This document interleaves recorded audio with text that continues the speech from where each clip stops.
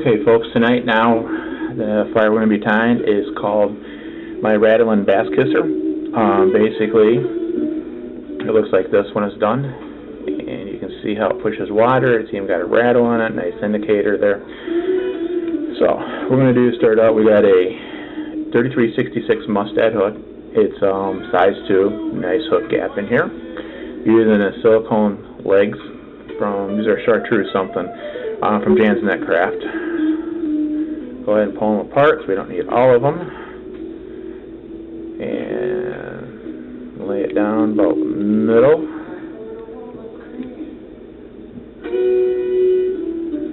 And go ahead and take and flip them back over.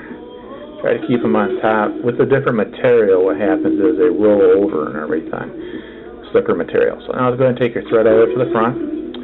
And we're going to be using white craft foam. It's 2 millimeter. You want it about hook gap wide. You don't want any wider. If you get any wider, the fly will be doing this in the water, wobbling back and forth, and may not stay straight up. So basically what we're going to do is I'm going to put a little bit of glue on top. You can use Zap-A-Gap, I think it's fly tires glue, or even Loctite works good. Okay, so basically what I'm going to do is lay this down on top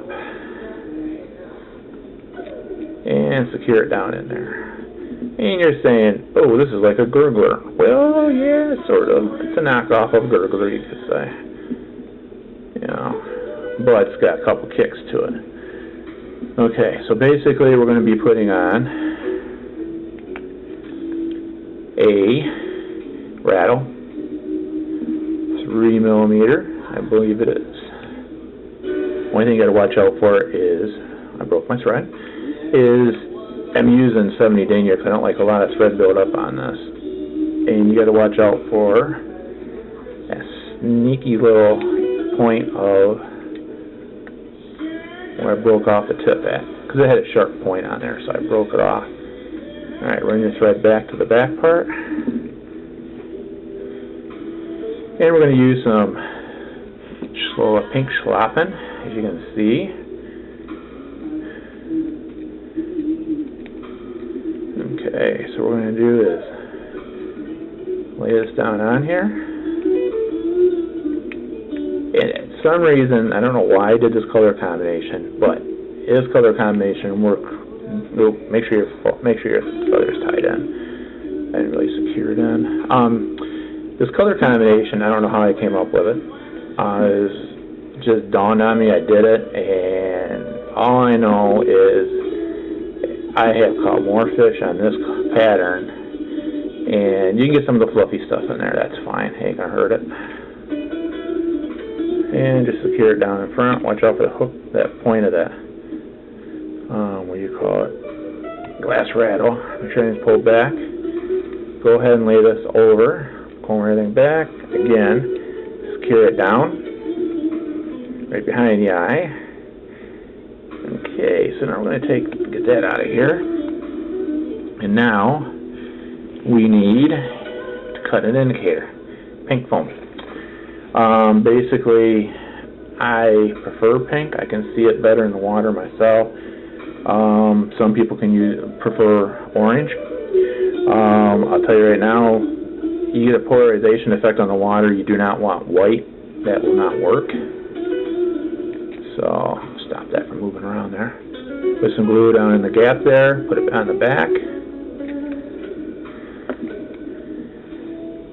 Okay. Lay this down right on top. Push this back. Now, 2 things. You can tell if your glue is gone bad.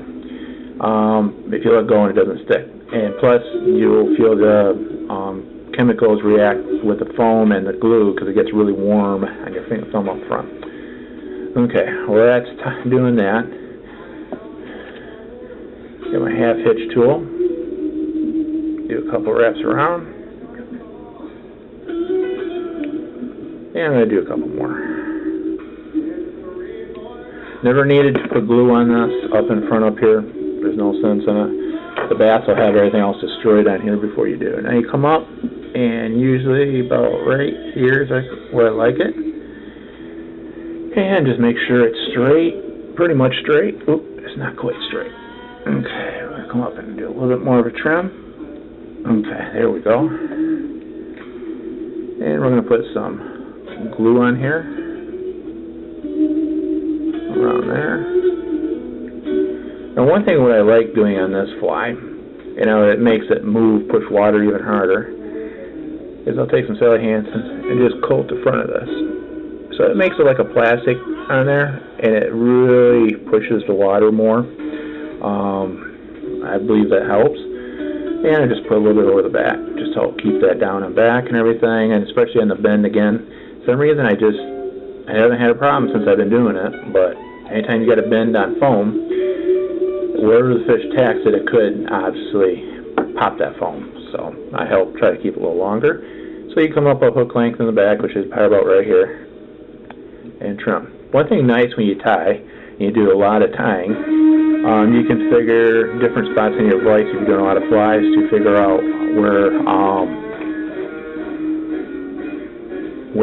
sorry about that, I didn't realize the radio was going to come on that loud,